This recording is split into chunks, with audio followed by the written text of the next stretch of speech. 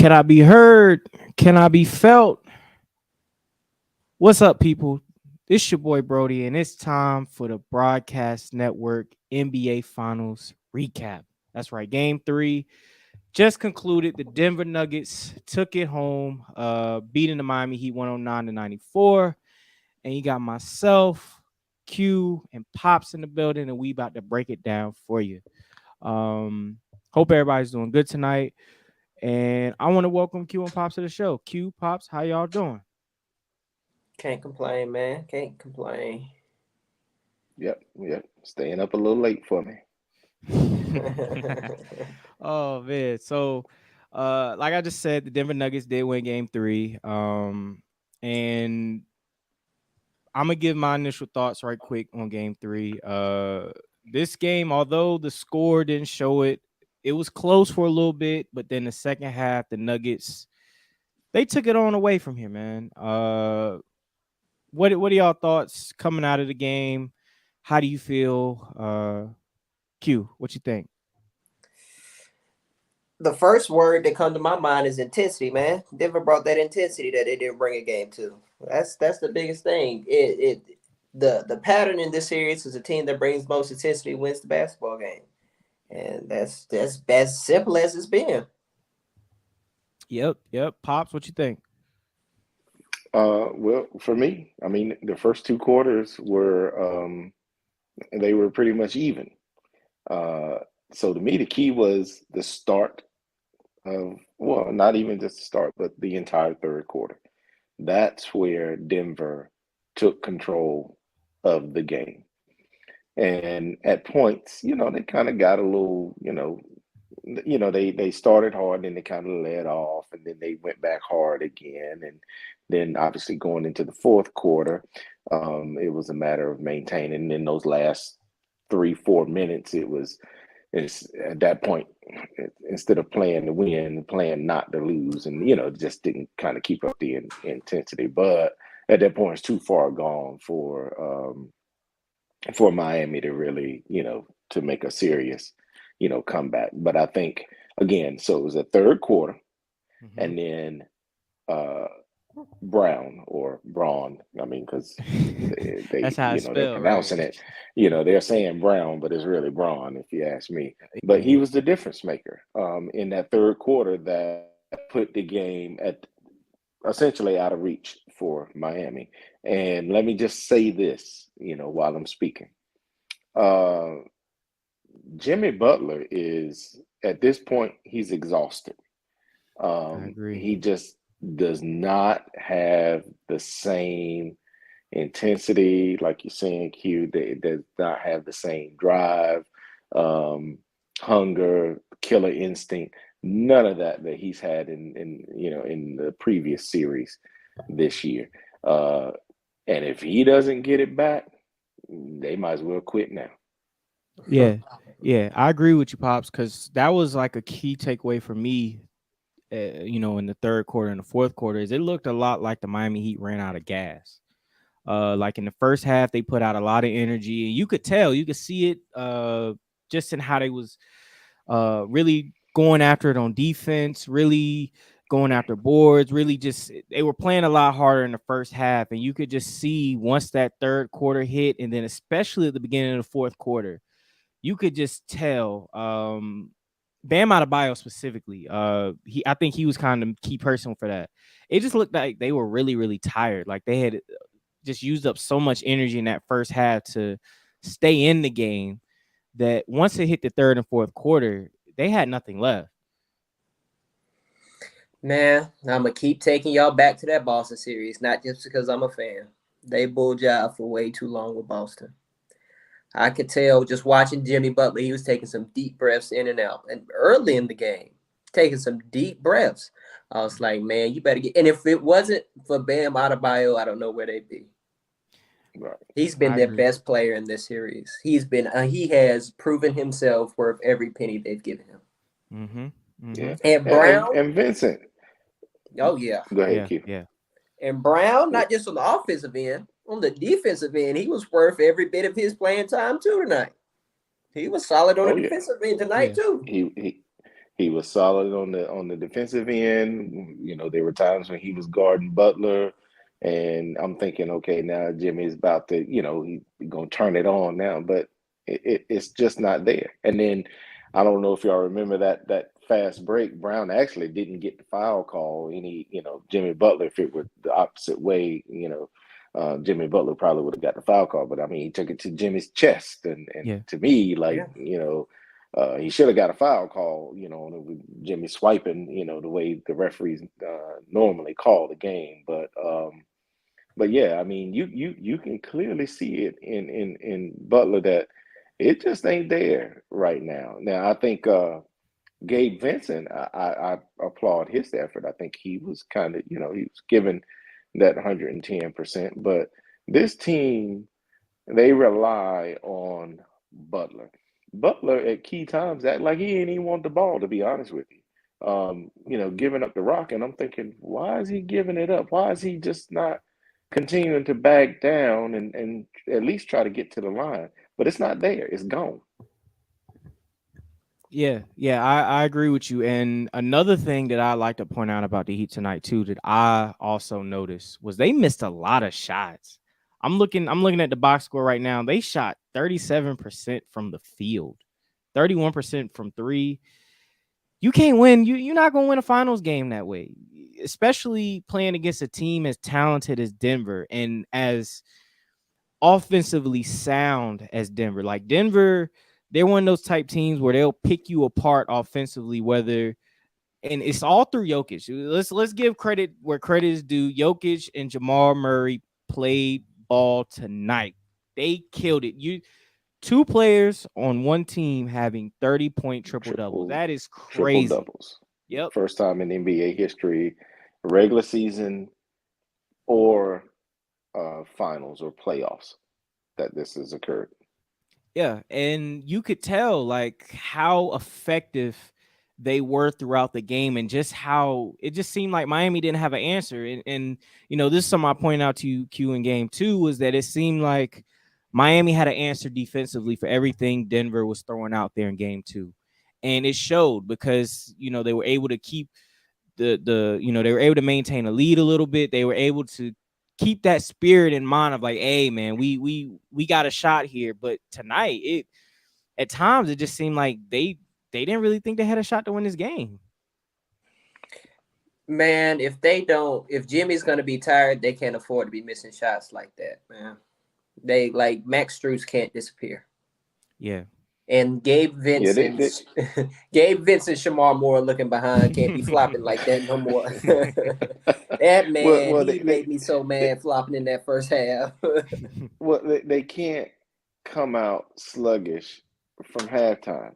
I mean, you go in, you know, halftime, get your rest, get your fluids in, whatever, you know, kind of go over your game plan, you know, whatever adjustments you got to make, and then you got to come back out with intensity. Because if you don't, and the other team has done all the things that you should be doing, they're going to go on that run. And when Denver did that, it took Miami's will to win. Now, again, in in the middle of the fourth quarter, you try to make a little bit of run, but I mean, you're down 15, 16 points. Now, you might get away with doing that one game, but you can't do that every game. Just like Malone, you know, coach for Denver said, in the first two games, Miami won the fourth quarter. He said, tonight we win the fourth quarter. Yep. And that's what they did. But really, where they drove the dagger in Miami and just stole their whole will to win was that third quarter. Denver did in this third quarter what Jokic tried to do in third quarter in game two. It just wasn't quite. He just didn't get quite the help around him in game two like he did in game three. This time he had all the help around him, mainly Jamal Murray and Brown. I mean, how Duncan Robinson's effect on game two was Brown's effect in game three. Yes, I agree. Brown, he ain't a fan tonight. Like the way that he played, the fearlessness that he played with, coming, being a role player like that. And this is something that I talked about in our preview as well. Role players make championship teams. You got to Yeah. have role players that are fearless. In Denver, they constantly show that. With Brown, both Browns, Brown 1 and Brown 2, both of them. I mean, Fearless. both of them are fearless players, and that's what really showed tonight more than anything. Along with the effort was just that fearlessness. When times got tough, those role players, they stepped up big. Hey, but I told you coming into this, it was going to be the role players because the stars. I mean, unless they're just, totally out of it, I mean, they're going to get theirs. But I told you it was going to be role players, but I was thinking Aaron Gordon, which game one, yeah, but now it's just different role players, at least for Denver, that are, kind of stepping it up now and making that difference. And to be honest with you, because I'm sitting there thinking when I'm watching Brown kind of do his thing, like, well, why isn't he starting? But then I had to take a step back and say, well, you know what? Yeah, keep starting Michael Porter Jr.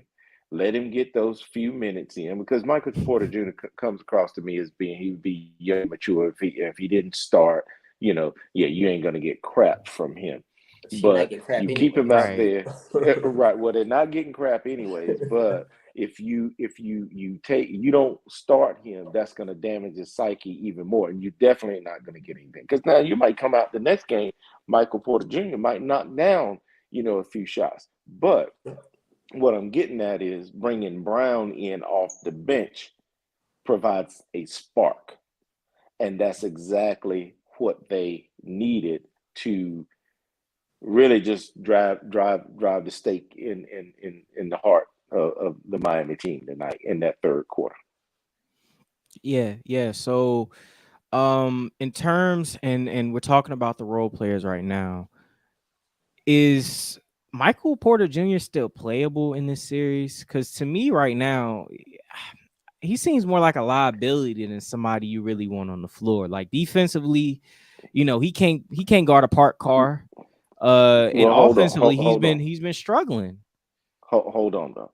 So, as a coach, and you got a young player like that, you got to be mindful, just like I was saying before. You know, there's a little bit of an ego thing, and especially when you're dealing with young players, you can damage their psyche, so to speak. So yeah, we're looking at a thing. Yeah, he ain't really doing much. He ain't knocking down any shots or anything like that. But again, if you all of a sudden essentially just bench this guy, you ain't gonna get nothing out of him from for the rest of the series. At least his presence in there. I mean, dude is what, 6'9", 6'10", right? Yeah, I think he's 6'10", So 6'11". he's gonna make it difficult for those smaller, forwards and guards and stuff for Miami to shoot over anyway. So, from that perspective, I don't want to mess his head up right now.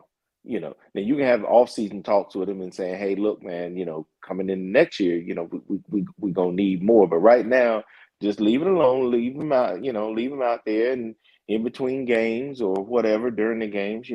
Have those veterans that you got sitting there on the bench helping him and saying, "Hey, man, look, we need you to dig deep and all this kind of stuff." Because at the same time, as Malone is the coach, I'm thinking, well, I got this trump card over here in Brown that I can, slam down on the spades table when I need to. Yeah, I They're deep enough. yeah, I mean, I see your point, pops. Just to me, I think right now, when you have a team like Miami where you just have so much more talent than them in general, I don't even think it's a top. Denver just is a talented roster. Period. I really do think you have to get to this point where you say, look, we need the best people on the floor all the time. Because the thing about Miami as well is the longer they stick around, the more of a chance they have. They've shown a resiliency time and time again. And my worst fear for this Denver team is that you have a game where Michael Porter Jr. doesn't play enough defense or he shoots you out the game. and then Miami, they get hot, and now Michael Porter Jr. is trying to take charge because he's one of those type players too, where when all else fails, he's shooting. If all else fails, he's shooting. Michael Porter Jr. lives on a very slippery slope. Okay, he could either be terrible or he could give you 25. Yeah, Out of nowhere. Like he did that, but that's where I kind of agree with Pops because you could damage him further than just this series. This could be a kind of a DeAndre Ayton type of thing. yeah, that's a good point. Just from the mental standpoint of where he could be, because he does have so much ability. He as far as talent alone, he belongs on the court with the guys that are there. Yeah. It's just not there right now. But just because it's not there now, don't mean it might not be there in game 4. He could have 25 out of nowhere in game 4. Exactly. And if you all of a sudden, I mean, like tonight, I'm sure he realized, yeah, my production wasn't there. But hopefully he's mature enough to understand, from a team mentality, well, Brown had your back. So he took care of that for you. So next game, now, if I'm Porter, I'm thinking, okay, well, I'm gonna come out here. I know I got to do better so that Brown doesn't have to take up as much slack. Now, when I'm out of the game, yeah, Brown can still come in and do his thing, but it'll get me more minutes and help my team put us closer to that championship by doing what I'm supposed to do. So, again, like Q and I are saying, that slippery slope, you got to be careful with a young player, and how you approach, his lack of performance. That kind of going back to old coaching styles. How you could, some kids would respond to the way Bobby Knight used to coach, and then there were kids that that approach just didn't work. That and that old school yelling and screaming and whatever. Some of them, yeah, that approach just plain wouldn't work. You had to use more of a John Wooden kind of approach, which And they I think he'll be fine. Actually, it's their saving grace is that he's not their second option. right, That's right, their saving grace. Okay, and I think that's a real relief for him too. That he's not yep, their second yep, option. I'm not so worried about Michael Porter. It would worry me about Michael Porter if everybody else behind him started falling off. Then we can start being worried about Michael Porter Jr. If the Browns yep, don't keep showing up, if Aaron Gordon don't keep putting up buckets, then we can right, start worrying about Michael Porter Jr. right, Okay, right. okay. So, in terms of Miami tonight, I know they lost. They didn't shoot very well, but was there any particular high points for them that you think that they did really well tonight? Pops, Q. Yeah, I think, and I texted you, during the game. I think Martin kind of got his little spark back, That's huge. tonight. I think he, was helping. You could see, his contributions, clearly for Miami tonight. Yeah. Um, but it almost, I mean, it's almost like, and again, Vincent was kind of doing. I thought he was, playing well, and even your boy, old Kyle Lowry. Yeah, I mean, Kyle Lowry played good tonight. He did yeah, all right tonight. he did okay. He hit that shot just before halftime. And Q, I thought about you because I texted Broderick. I said, yeah, there's one of those old shots that his crazy shot for the night. Hitting it. I mean, Um, but again, they're so dependent on Jimmy Butler, and I don't mean that just from his output from a scoring, defensive, from all those perspectives. I just mean from an overall mentality perspective. And I'm telling you, he just ain't got it. He looks like he is spent. man, those running through the gauntlet they just did, it shows up eventually. And the person who was who carried the cross for 3 series was Jimmy. Yeah. He took the Passion of the Christ beating for 3 series. At this point, you have to if I'm Eric Spoelstra and I see that in Jimmy Butler, you have to be able to bring. You cannot miss those shots.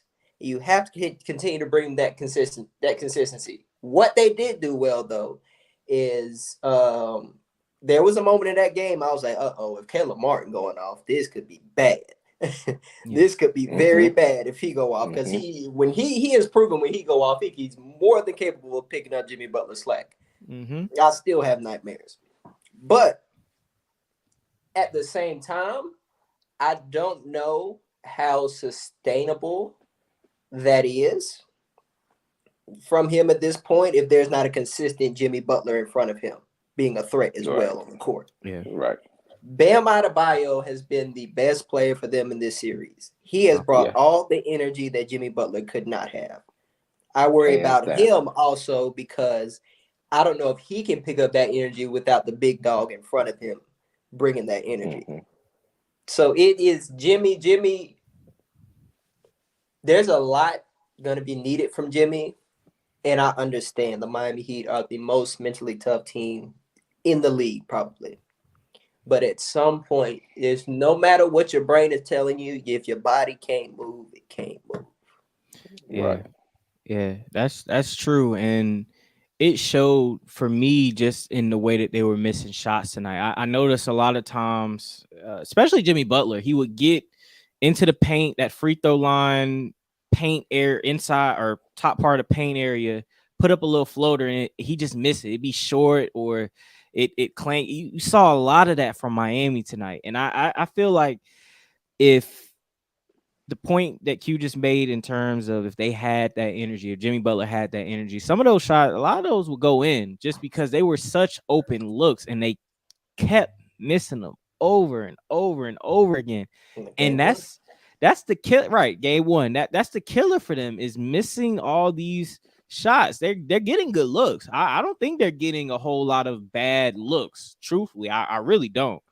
It's just the fact they're just not making them, and that's really the thing that's losing these games for them. Because game two they were hitting shots, and that was the thing that really carried them over was they was hitting shots, and as they continued to hit more shots, the confidence continued to build.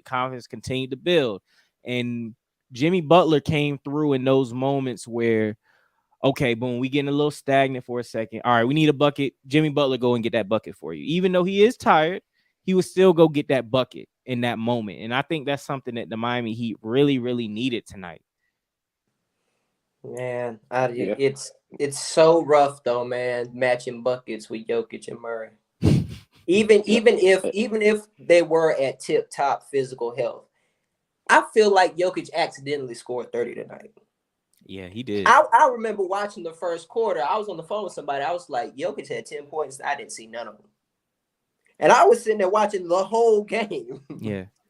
I missed all 10 points. He does it so effortlessly. He sneezes and had those 10 points. And they were all in the paint too. That's the other thing. These points in the paint are going to kill Miami even further because Denver is killing them in the paint. Killing them. Yeah. And that's when but we all notice the size difference from jump in game one. Right. The size difference is absolutely mind-boggling. Miami is just so scrappy and so physical that they still come up with things some way. The effort be there. That was the difference in game one. That just straight up out hustled Denver. If Denver is scoring like that and bring that effort, Miami is not beating them, no matter what Miami does. If Denver brings that same effort and Jokic and Murray score like that, they're not beating them. Jimmy can come and give them 45, and they're not beating them. If both of them combine, you can't allow two to get a triple doubles like that. Not both of them. You can't allow. Pick one. I mean, not both. You can get away with one getting a triple double, but you can't get away with them both getting a triple double. No. Right. So going into game four, what are some things that you look for Miami to adjust to now that they've lost? They're down 2-1 in the series. What are some things for Miami that you see them adjusting to going into game 4? I don't know if they're gonna make too many adjustments. I just think it's gonna be another reverse again, a 1-2. I think they're just gonna make their shots in game 4. I think the shots that they missed, they're gonna make. And I think this is Miami's last hurrah for this series. I picked Nuggets in 6. And I think this is the Heat's last hurrah in this series. I think they're gonna come back with all the fire and the intensity, and because every time Miami's back against the wall, you know how they come out. Yeah. And I want to see, though, will Denver bring that same energy they did in game 3? Because human nature can creep in and say that we took back home court advantage and we good with the split. So Miami could take advantage of that and dog it out and get game 4. I don't doubt it at all. I think they're gonna get game 4. I just think they're gonna make those shots. At this point, man, ain't too many things Spoelstra gonna show the Denver Nuggets that Spoelstra ain't showed everybody else in the playoffs already. At this point in the playoffs, you gotta have the guys to do it. That's it. Nothing else you can do. Make your shots or don't. That's a fact. Pops, what say you? Well, I think I don't know if game 4 would be a total repeat of tonight. I think Denver will find a way to, or Miami will find a way to keep, both Murray and Jokic from getting a triple double. But I don't think I think Denver is going to do what they need to do and be able to take game 4. And I think I initially called Nuggets beating, winning in 6. But I feel like if it's definitely if they get game 4 when they go back to Denver, they're going to take game 5 and close the series out. But I think Denver is going to actually win the next game. Miami will make some adjustments. They both won't have triple doubles, but I think some of the other players, and like your Gordon and now Brown, that confidence has been built now, and so you can put him out there. He's not going to play timid because he showed that tonight. He's going to have that swagger that he's going to need, and Porter Jr. You didn't just yank him out of the game, so hopefully he can contribute, and if so, I think Denver takes game 4. Okay. So, since we go with predictions, personally, I think that I agree with Q. I think the Miami Heat will come out and win game 4. I know, like I said, I know we keep talking about Jimmy Butler being tired, but I really do think it's a matter of time before he just has a game. Like Jimmy he's just one of those guys, like honestly, and they're playing at home. And I do think there are some adjustments that Miami can make. I think they should play zone a Well, little they bit played more. at home tonight. Well, I know that, but I think that um the adjustments that they can make, I think they should play zone more first. First off, I think they should definitely lean into playing zone more. They've been successful when they have played it, especially in game 2. They were very successful in that fourth quarter playing it. Another thing that I think will happen is they'll hit shots, like you said as well. Shooting 37% like they did tonight at home, that's a rarity. A lot of time. But something contributed to that shooting percentage, right? You want to know what it's called? What is that? Defense. That Denver defense Well, did pick up and tonight. I'll be honest. I'll be honest with you. Just in watching the game, a lot of times I think Miami got the shots they wanted. They just straight up didn't make them. Like I said before, with Jimmy Butler getting to the free throw, getting to that free throw line, high paint area, he missed a lot of floaters wide open. Same thing with Bam Adebayo. Bam Adebayo missed a lot of shots at the rim tonight. Not even just him. Caleb Martin missed a lot of shots at the rim. And a lot of them, some of them were defense, but some of them was they just flat out missed them at the rim, honestly. And I think that going into game 4 or in game 4, I think they're just going to have better luck than that. When you shoot 37% like that, to a certain degree, yes, defense is a contributing factor, but a lot of that, especially when you in the NBA, y'all just miss mad shots. And that's just being real. When you shoot that low of a field goal percentage, a lot of times you just miss shots. And I think that was the thing for Miami tonight. They just missed a lot of shots. And also the fact of Murray and Jokic just snapping. I mean, 2 30-point triple doubles. I mean, they snap. Like it's no way around it. And I think next game, if they do find a way to play zone a little bit more, and they do find other creative ways to guard Murray, because I think tonight they tried to trap him, and honestly, it worked. But so many of the other Denver Nuggets players were hot to the point to where it really didn't matter what they were doing because the other guys was knocking down shots. I think next game they'll have a better game plan in terms of how to guard Murray, how to stop him. And if they get on him early and focus and lock in on him early and force Jokic to score, I keep saying this. And like tonight, Jokic scored tonight, but a lot of that was because Jokic wanted to score. Force him to score, not because he wants to, but because he has to. And I think they can win game 4. Man, they're gonna have to. I think they're gonna lean into some more of those traps because it was effective. But you're right. If he's able to break them, if it's the key word, they're gonna have to get more intense on those traps. And two, I was watching Aaron Gordon shoot free throws tonight. He wasn't the best. So if I'm a coach on Miami staff, I might be pointing at that a little bit. We might be playing a little Hacker Gordon if he's not shooting free throws well in this series. I mean, y'all need something. Y'all got to figure out something. Yeah. Yeah, they do. And I'm excited to see game 4. This is, although there's been a few games, game 1 and game 3, where the final score wasn't all the way close. This has been a pretty exciting series to me. I think the games have been tough. They've been back and forth. And I'm really excited to see what happens in the next game, especially if any adjustments are made.